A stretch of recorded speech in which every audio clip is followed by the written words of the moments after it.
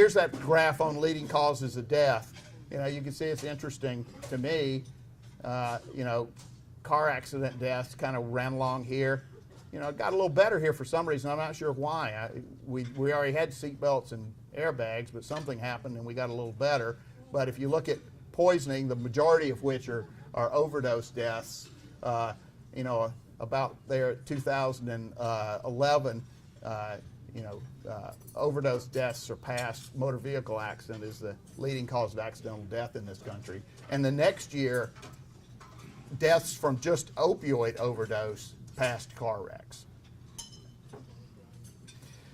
So if we look at painkillers in the heroin market, you know, 85% of the heroin addicts that I treat now, and I'm treating a lot of them, started on prescription opioids. And if you think about it, it makes sense. Oxycodone is hovered at about $1 a milligram. If my addiction gets to the point where I'm needing to get $300 to $400 a day to pay for my oxycodone, you know, I'm going to go to the drug dealer and I might complain a little. Well, drug dealers are not stupid. Most of them are pretty astute businessmen, so they have a solution for me. They will hand me a little heroin, and I can get, you know, about 6 hits of heroin for what I can get 1 oxycodone hit now. And so we're getting an influx of heroin in this country. And if you want to read about the changes in the heroin distribution in this country, read Dreamland by John Cajones. It talks about the changes that have occurred with black tar heroin coming into this country. In the old days, you know, heroin distribution in this country came into the large cities, came into New York, Chicago, LA, Philadelphia, Baltimore. And most of the people that were dealing it were also using. And so if I got a supply, I would use what I wanted out of that supply, and then I would cut it and I would sell it to you. And you would use what you wanted, cut it, sell it, cut it, sell it, keep going down the line. So at each level of distribution, it got a little less potent. Well, the Mexicans got involved, and their distribution system is more like a pizza delivery system. They brought in small cells, almost like terrorist cells, and they targeted small to mid-sized cities in this country. Albuquerque, Santa Fe, Portland, Columbus, Ohio. They made a conscious decision not to go up against the gangs and the organized crime that was controlling the white powder heroin distribution in the major cities. You know, if you talk to them, they'll tell you, well, they didn't want to go up against those people because those people kill people. You know, they just wanted to make money. And so they would bring in a kind of an overlord for the cell, and they would rent some cheap living space and lease cars and turn the cars over about every 6 months and buy burn phones and give them burn phones. And they would send these young Mexican males around these small to mid-sized cities and look for addicts. Well, where would you look for addicts? Outside methadone maintenance clinics, maybe? And they would give them free samples of heroin with their business card and say, call me anytime, we will deliver. And so they would deliver to you anywhere, so you no longer had to go into a dangerous area where somebody might be using or other people might be buying. There might be large quantities. You could simply just make a phone call and somebody would meet you and do a drive-by and hand off the heroin to you, the black tar coming out of Mexico. So the bottom line is that this is a public health issue. You know, I mean, it's about keeping patients safe. This is not about which providers are the nicest or the most compassionate. Now, certainly a lot of the providers that were running these pill mills were just greedy, and knew that you can make a lot of money selling drugs, especially if you have a MD degree and can just write prescriptions. But a lot of us drank the Kool-Aid and believed what we had been told. And trying to change that practice is really hard, because now we have patients who have been on prescription opioids for 10 years or more. And they come to see us and we say, this is not safe. We can't continue to do this. And they say, but doctor, I've had 2 other docs for the last 10 years and they've all been prescribing this for me and told me this is what I needed and I was going to need to be on this for the rest of my life. And it's really hard to tell patients what they don't want to hear and set the limits. There really are no good published guidelines until this year around the recommended amounts of opioids to give somebody for acute pain. I sat on a consensus panel 2 years ago, and we just published guidelines for the use of opioids for the treatment of acute pain. And believe me, I am a firm advocate for the use of opioids for the treatment of acute pain. If I fall off this podium today and break my leg and they take me to the hospital, please tell them to give me some opioids for my pain. They work well for that. They don't work well for the treatment of chronic pain. And there's no easy way to dispose of extra opioids that are hanging around that you don't need. It's illegal to return them to your doctor. Doctors, I frequently will give this kind of a talk, and doctors will say, well, when my patients don't need the rest of their pain medicine, they bring them back to me and I get rid of them for them. That's a fast way for a visit from the DEA. It's illegal against federal law. You can't take them back to the pharmacist. Pharmacy won't take them back. If you flush them down the toilet, they get in the water supply. There have been lots of reports of fish contaminated with all kinds of prescription medicines, not just opioids at this point. The drop boxes that exist are few and far between. We have campaigns like this: clean out your cabinet, the world's most dangerous leftovers. Dispose of unused opioids. But how? If you take a drop box like this and put it in a community, where do you think they put those things? In the sheriff's office or the police office. Okay? What do you think the chances are that people are going to walk in there and drop things off? You put a box like that outside, what do you think's going to happen? I mean, they throw a chain at, I'm from the South. Down in the South, everybody's got big pickup trucks. They throw a chain around an ATM and drag it off. Well, you don't think they're going to drag those things off? Sure they are.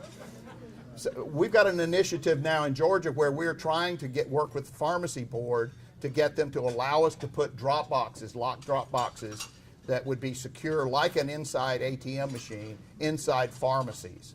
And I think if we do that, we can have some success with drop boxes. But as of this point, the drop boxes are not working very well. The take-back days that are always mentioned occur far too frequently. Most of the time they occur about once a quarter. And they're kind of like I get a notice sometimes, I see a notice in the paper on TV saying, if you're going to have some unsafe household goods that you want to dispose of, whether it's computers or tires or paints or whatever, you can bring it to a certain place on a certain day. Well, I don't know about y'all, but invariably I remember that the day after the drop day, and I have to wait another quarter before I can try to remember to bring it in. Same thing has been happening with prescription drops that occur quarterly. It just doesn't work. We have to make it more convenient and more accessible. So, bottom line to all this is, over this course of this 30 years of doing this, we had this tremendous paradigm shift in practice. And it was driven not by any evidence-based medicine. We don't have clinical trials for the use of opiates and for chronic daily pain that go out more than 3 months. We have a few that go out 6 months, but they're not very good studies. None of them say that it's safe or effective to do that. But we shifted the whole paradigm in how we practice in this country, made it very different from the rest of the world, all because of what we were being told at so-called CME meetings, medical meetings, primarily, I believe, driven by greed. There's no way we can accurately measure a patient's pain and even tell if they're benefiting. Hippocrates taught Galen that bloodletting was safe and effective. You know, that turned out not to be the case, right? Except in a very few cases. That's what we've done. We changed the treatment paradigm in this country with no real scientific or clinical evidence to do it. If we look at OxyContin sales, they continue to climb. You know, if we had the rest of the years, they just keep going up, up, up. They're up here off somewhere around that air conditioner vent at this point. They're not the only players. Purdue's not the only player. Endo has a big role in this. They're making a lot of money. Johnson & Johnson, who came out with the first fentanyl patches that they also, by the way, advertised as safe and without addiction potential. And it just keeps coming. And now, you know, we've got Zohydro. You know, just what we need. A high dose hydrocodone with no other Tylenol or anything else in it that does tend to somewhat limit abuse. And there was no abuse deterrent formulation to this drug. Now, a couple of years ago, when it actually received FDA approval, the committee that approved this drug voted 13-1 not to approve it. Okay? The chairman of the committee voted to approve it over his committee voting 13-1 not to. Now, I've chaired a few committees, probably a number of you have as well. Anybody ever overrode a 13-1 vote by your committee? I can't imagine too many reasons to do that. So, you know, they were looking at this big hole, though. You know, there's a big hole here. You know, no high dose, you know, so-called extended release hydrocodone. That's what they were looking to fill. And it continues to happen. So what I'm up here trying to tell you is that, you know, 30 plus years of doing this, trying to follow unsubstantiated standards, there's no convincing evidence out there that opioids improve the outcomes in chronic pain. There's good evidence that they impair social function, contribute to behavioral comorbidities, decrease functions, and kill people. Opioids are really good for acute pain. They're usually the wrong tool for chronic pain. By asking every patient about their pain at every visit, we have basically medicalized pain. And I'm going to wax a little philosophical now, because I believe that pain is a normal component to everyday life. It's not always an abnormality or an anomaly that requires our treatment. I mean, those of us in the addiction field pretty much know that our patients don't wake up in the morning and say, boy, it is a beautiful day in Cape Cod. I'm addicted to oxycodone. I think I'll go check into treatment. Usually there's some pain that's driving them into treatment. You know, pain is a protective reflex. It's really what causes us to make changes in our lives. You know, removing it, I think, does the opposite. I think it makes our patients stagnate and become victims.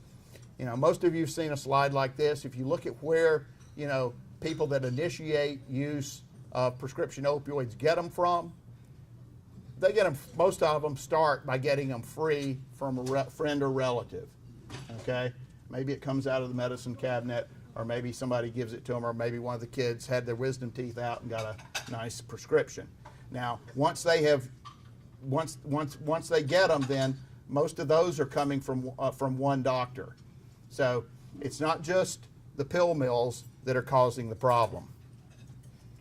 If we look at the drug overdose deaths, you can see they peaked in about 2010 in Florida and came on down a little bit, but they're still very high. This is a telling slide for me, and let me try to explain this to you a little bit.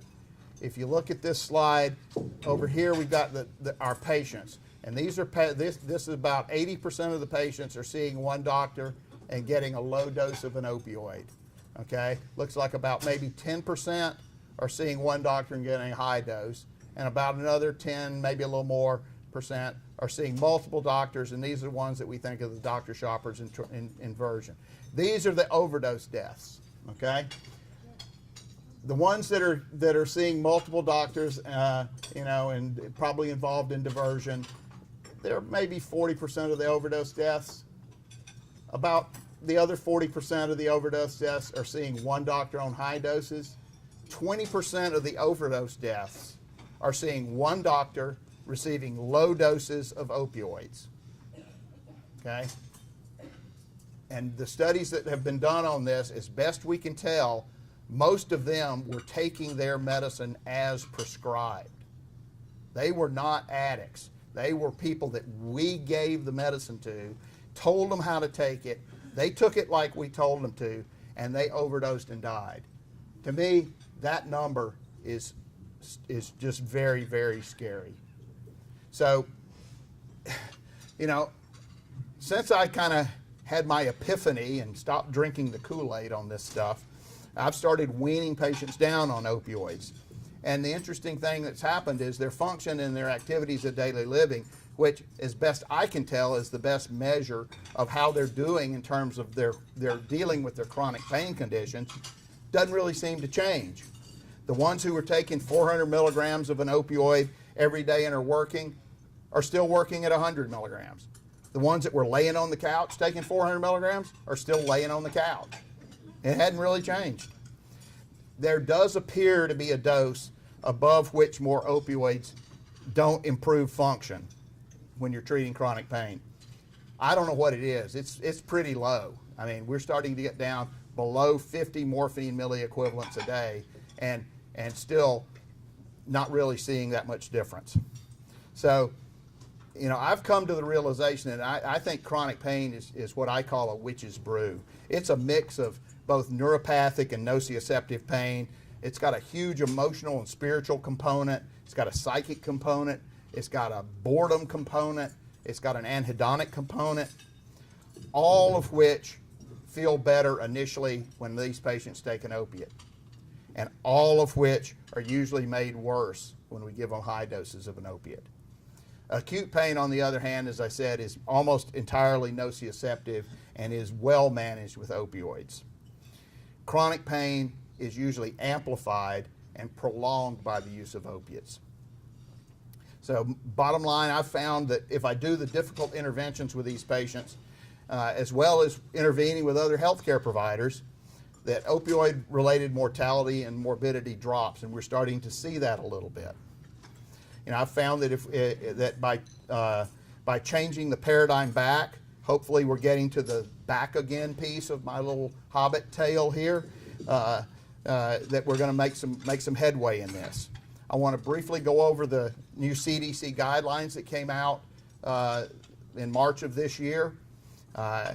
It was a very interesting process. The CDC sent out the draft guidelines to us about Thanksgiving of last year for review, and I saw them and I broke into my happy dance. I was very pleased with what I saw. I was afraid that they were going to get watered down before release in the spring of this year. I got very worried about December when they were leaked to the public, and somehow a huge letter writing campaign was started, allegedly grassroots. Allegedly grassroots, to the CDC. This is the only CDC guideline that's ever actually accepted consumer input before they released a guideline. But they took that input, and interestingly enough, they didn't water down the draft guidelines very much. I'm going to go over them with you briefly. There's 12 of them. Some of them are pretty non-specific and you know, and pretty self-explanatory. You know, basically the first one is telling us that we should do other things besides opioids to treat chronic pain, and we should consider it only if the expected benefit outweighs the risks, and those I'm hoping you believe from my previous words today are few and far between. And when they are used, they need to be combined with non-pharmacotherapies and non-opioid pharmacotherapy. I testified in 3 cases in the state of Louisiana against pill mills down there. It was interesting. They rotated their doctors among 3 pill mills. You could only go to one of the clinics once a month, but you could actually hit all 3 once a month. They had some patients that were being seen at all 3 every month, sometimes by the same doctor at all 3. One of the doctors that was there was seeing 240 patients in an 8-hour day. Okay, that's pretty impressive, isn't it? And paying cash. The undercover agent that went in for his initial evaluation at that clinic wore a wire. He was brought into the clinic. A medical assistant sat him down and he believes checked his blood pressure. He wasn't sure they actually got a reading, and then walked him down the hall to see the doctor.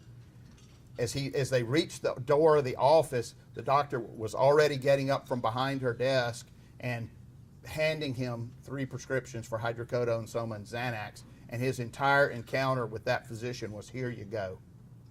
That was the initial visit. So this stuff is still going on. This is guideline 2. We should establish treatment goals. We should have we should continue it only if it's meaningful improvement in function, really. Before starting it and during opiate therapy, we should discuss the risks and benefits. While starting the opioid therapy, we should actually start with immediate release, not extended release. This is a shift in the paradigm back. For years, we've been told we should be starting with extended release opiates. This was a great guideline because they actually put some numbers in it. If you're more than 15 morphine milliequivalents per day, and if you want to know how to calculate that, just Google opioid conversion calculator, and they'll pop up 2 or 3 different calculators that you can plug in any opioid, the dose, and the opioid you want to know what it's equal to, and it'll convert it for you. So if you're above 50, you need to think twice. If you're above 90, you really better think twice. And most people that are going to go above 90 are going to be required to have a second opinion. We need to be better at treating acute pain because most of the chronic pain does start with acute pain. We should evaluate it within 1 to 4 weeks, not give them a month's prescription and bring them back, or not give them we should be bringing them back, every week initially to see if this is actually working. This one talks about naloxone, which I believe is a huge benefit to these patients. Especially if 20% of the patients are getting 1 doctor low dose and still dying. It makes sense to have, the Dr. Volkow at NIDA showed the slide of Narcan nasal spray, which is available for $37 for a single prescription to give to these patients. Use the PDMPs. I'm pushing the PDMPs in my state in Georgia. The PDMP in Georgia, only 20% of the doctors are actually signed up for it, and only 6% of the doctors in the state actually use it. And the crazy thing is, my residents can't sign up and use it the way the current laws are written. We should do drug testing. I think that's a given.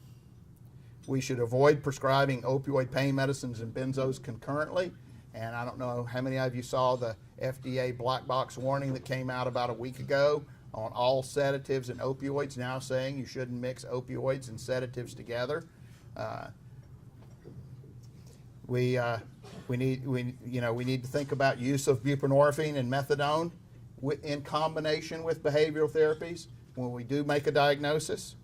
I can't give one of these talks without thanking my mentor for 20 years, Mark Gold, my dean at the Medical College of Georgia, Peter Buckley, my chairman, Vaughn McCall, and my chairman of anesthesia, Stefan Mueller. And there's my sunset over the St. Johns River at my house in Florida. Thank you very much for your attention today.